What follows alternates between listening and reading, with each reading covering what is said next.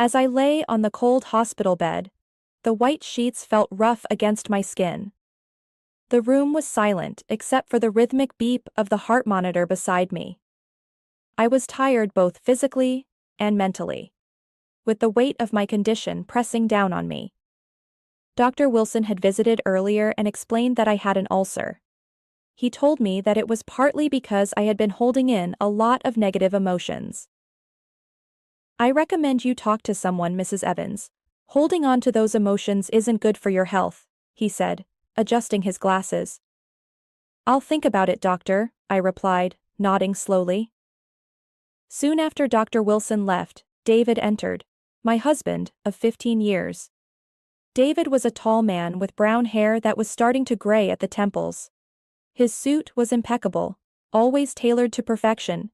However, his face now showed signs of stress and impatience. "Jane," David started, clearing his throat, "I've been doing some thinking." I turned to look at him, waiting for him to continue. He took a deep breath. "I want a divorce." I felt a pang in my chest, but not of heartbreak, more of realization. It felt like something I had been expecting for a long time. "All right," I said simply. David looked taken aback. "That's it? Just, all right?" he exclaimed.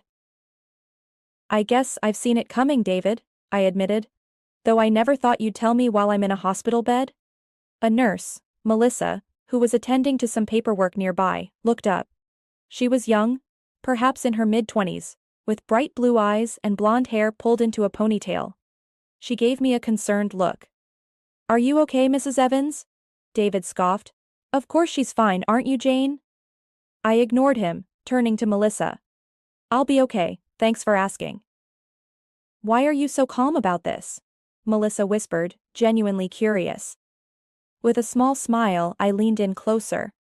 "I have a little secret, something that will make everything all right in the end." David, not hearing our exchange, glanced between us, looking annoyed. "I'll get the papers started then," he said curtly as he left the room. I couldn't help but feel a mixture of sadness and relief. I knew that this was just the beginning of a new chapter in my life, and though the circumstances weren't ideal, I felt strangely hopeful. The hospital room was quiet, with only the soft murmur of the TV in the background. I started to drift into a state of introspection, remembering simpler times. The day David and I met felt like it was just yesterday. We were introduced by mutual friends at a local coffee shop. The initial days were filled with laughter, shared interests, and many dreams for the future. "Jane, have you ever thought about traveling the world?" David had once asked me during one of our early dates. "I've always wanted to," I replied, taking a sip of my coffee. "But you know, life gets in the way. Work. Responsibilities." David smiled warmly. "Maybe we can do it together one day." I chuckled. That sounds like a dream. But as the years went on, things changed. David got a high-paying job, and suddenly money became a focal point in our lives. We moved into a big house, drove expensive cars, and attended high-profile events. It was a life many dreamed of, but it felt empty to me.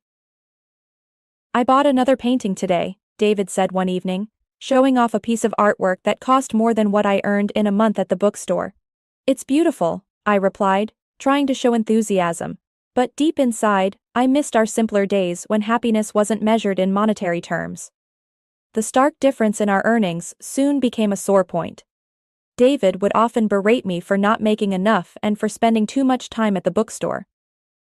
"Jane, can't you find a better job, something that pays more?" he once asked. "This is what I love, David," I retorted, frustration evident in my voice. "I thought you of all people would understand." His reply was cold. "Well, love doesn't pay the bills." Health concerns started adding to our strained relationship. The constant pain in my stomach became unbearable at times. I remember one particularly bad night when I was curled up in pain. "Jane, are you okay?" David's voice was filled with annoyance rather than concern. "My stomach, it hurts so much," I managed to whisper. "You're always sick," he snapped. Maybe if you didn't stress about that bookstore so much, you'd feel better. Even during those tough times, there was one person who stood by me. My grandmother. She was a wise old woman with a heart of gold. We shared many moments sipping tea and talking about life.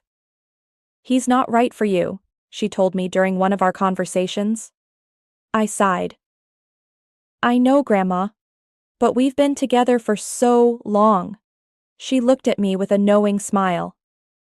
"Sometimes length doesn't mean depth, remember that." Her words stayed with me. David's decision to ask for a divorce might have been sudden for him, but for me, it was a long time coming. And as I lay in the hospital bed, clutching the letter from the notary, I felt a sense of clarity and direction for the first time in years. My grandmother had passed, leaving me $3 million. But there was a catch. I would only inherit it upon divorcing David. A bittersweet smile formed on my lips. Once an unwelcome condition, now it was my ticket to freedom. The next morning, I decided it was time to take charge of my life. I needed to know why David was so eager for the divorce. Was there another woman? Or was there something else he wasn't telling me? I decided to call Mark, a lawyer I had known since childhood.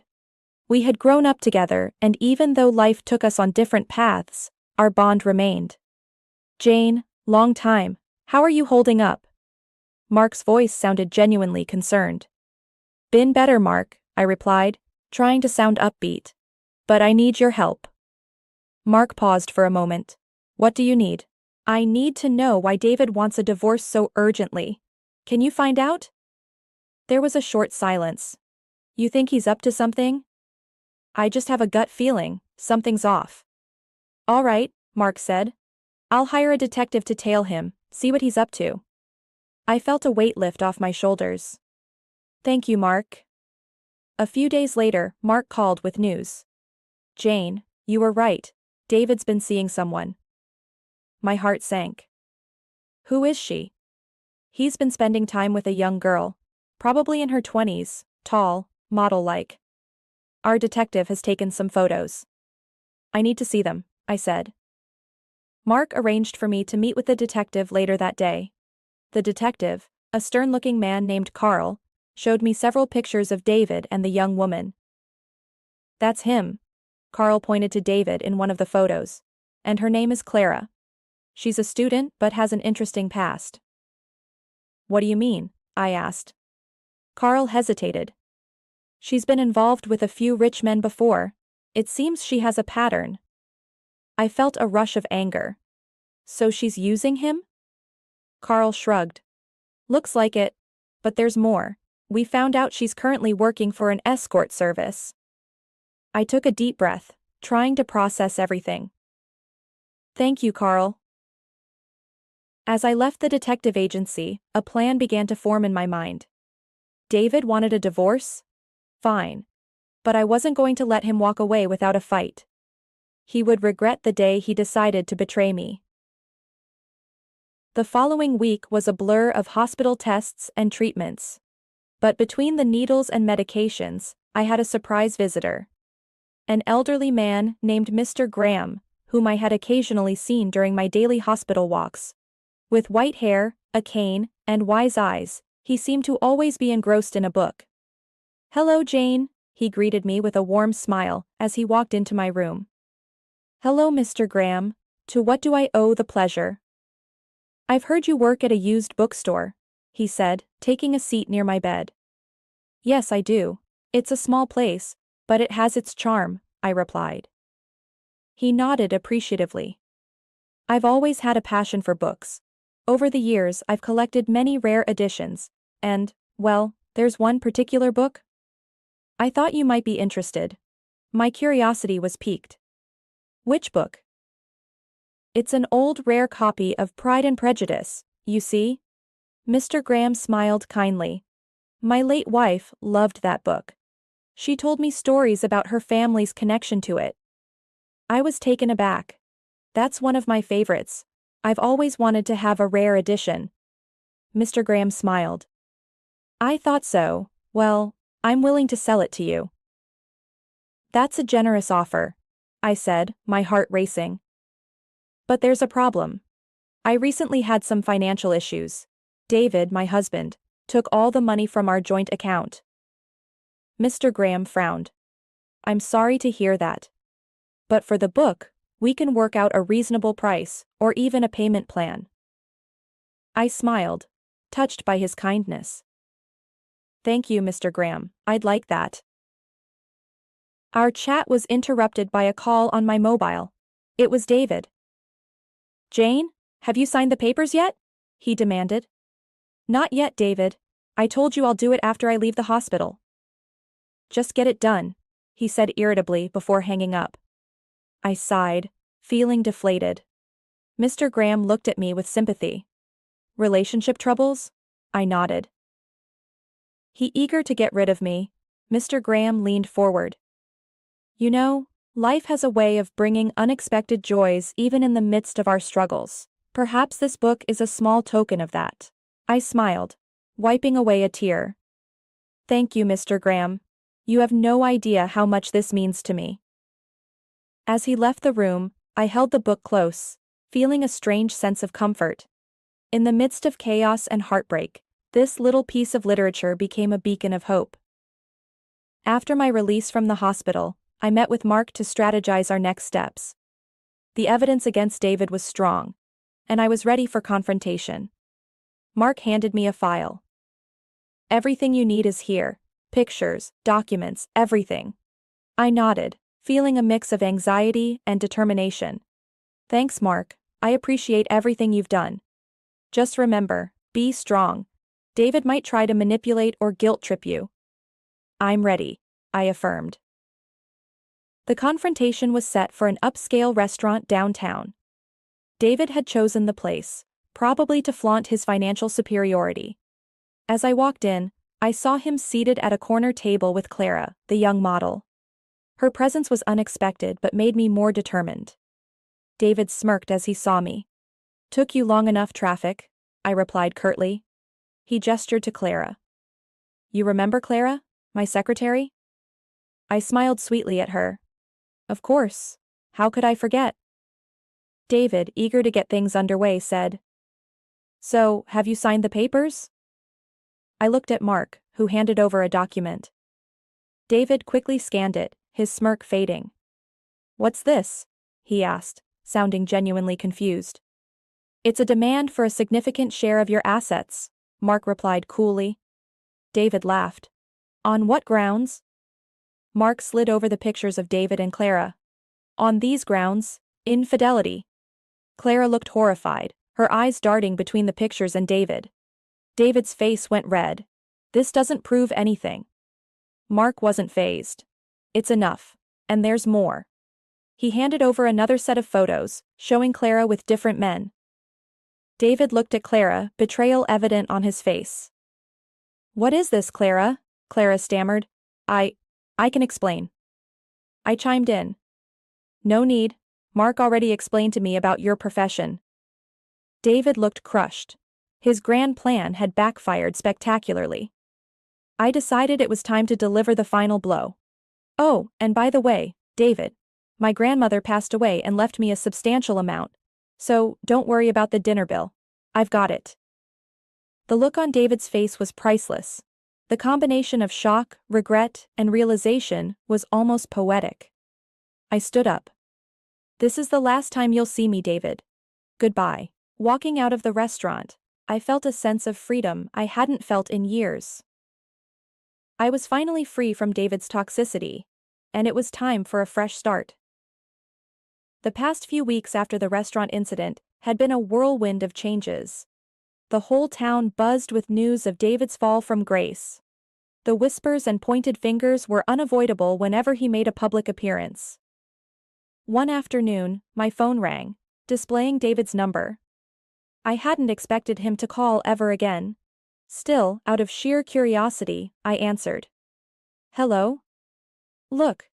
David's voice was rough, almost desperate. I need to ask you something. My defenses immediately went up. What do you want?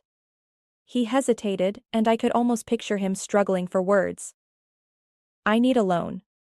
I raised an eyebrow. You want money from me? Yes, he sighed, his voice breaking a little. I spent a lot on Clara, on gifts, travels, everything she asked for. Plus, there are debts I've accumulated. I thought I had it under control. But now, with everything falling apart, I just need some help to get back on my feet. His confession did give me a moment of satisfaction. But I remembered how he had treated me in the past, his condescending words and attitude. You told me once that I shouldn't spend money on myself because I'm an uninteresting woman, I said coldly, recalling his exact words. Why should I help you now? He was silent, likely recalling that painful memory. I waited. I'm sorry for what I said, he replied. It was wrong, but I really need this. I took a deep breath. David, you made your choices, and now you have to live with the consequences. I won't help you. I could hear the desperation growing in his voice. Please, just think about it. I'll do anything. No, I responded firmly. Goodbye, David. I hung up and took a deep breath, feeling the weight of the past finally starting to lift off my shoulders. I was in control of my life now, and no one could take that away from me. The courtroom buzzed with murmurs, everyone exchanging opinions and whispers. But my focus was sharp. I looked straight ahead, bracing myself for the face-off. The mahogany doors opened and in walked David, his hair disheveled and his face reflecting sleepless nights. He still managed to look charming, but I saw through it. Mark, my lawyer, stood tall beside me. Stay strong, he whispered. Today is the day we set things right. David approached hesitantly, his eyes pleading. Can we talk? Just for a minute? I nodded towards Mark, signaling him to give us a moment. Make it quick.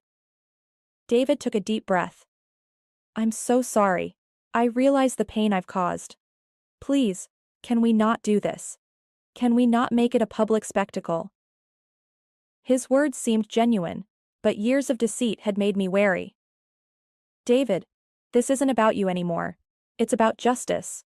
He looked defeated but tried one more time. Isn't there any room for forgiveness, for us to start anew? I stared at him coldly. There's no us anymore.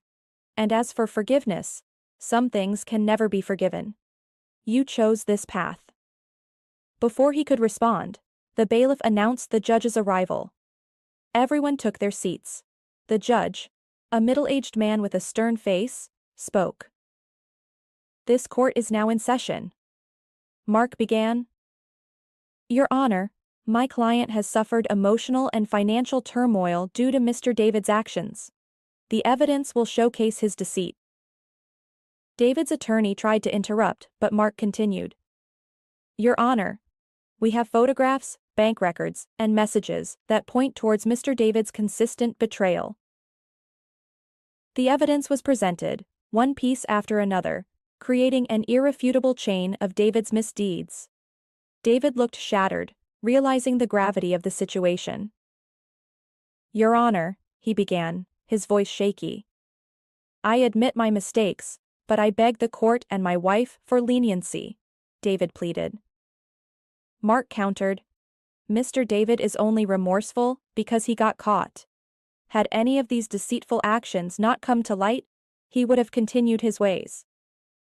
The judge, after pondering for a while, said, Given the overwhelming evidence, this court grants the divorce.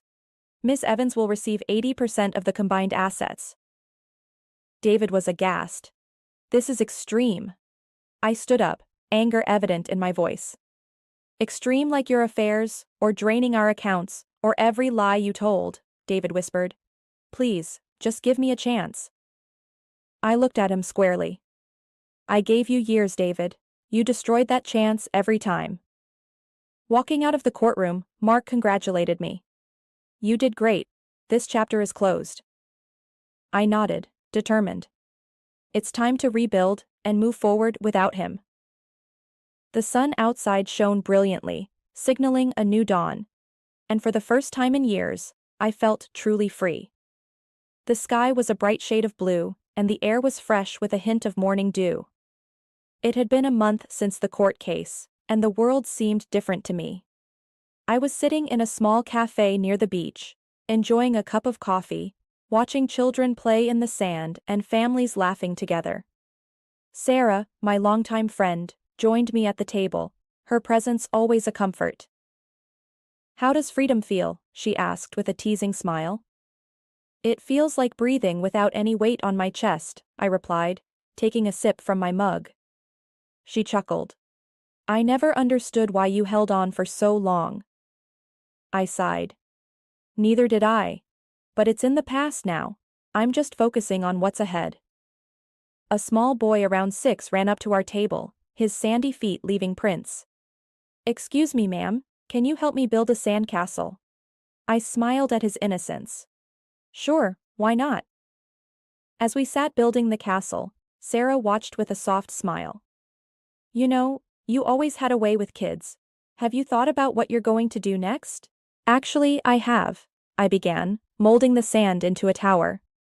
"I'm thinking of starting a community center for children. Somewhere they can come learn and play." Sarah looked pleasantly surprised.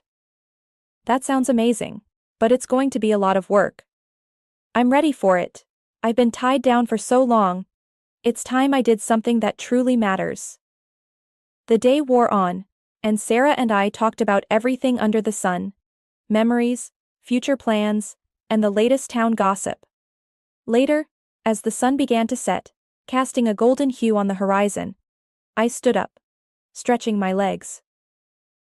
"You know, Sarah, it's moments like these that I miss the most. Simple, peaceful, just enjoying life."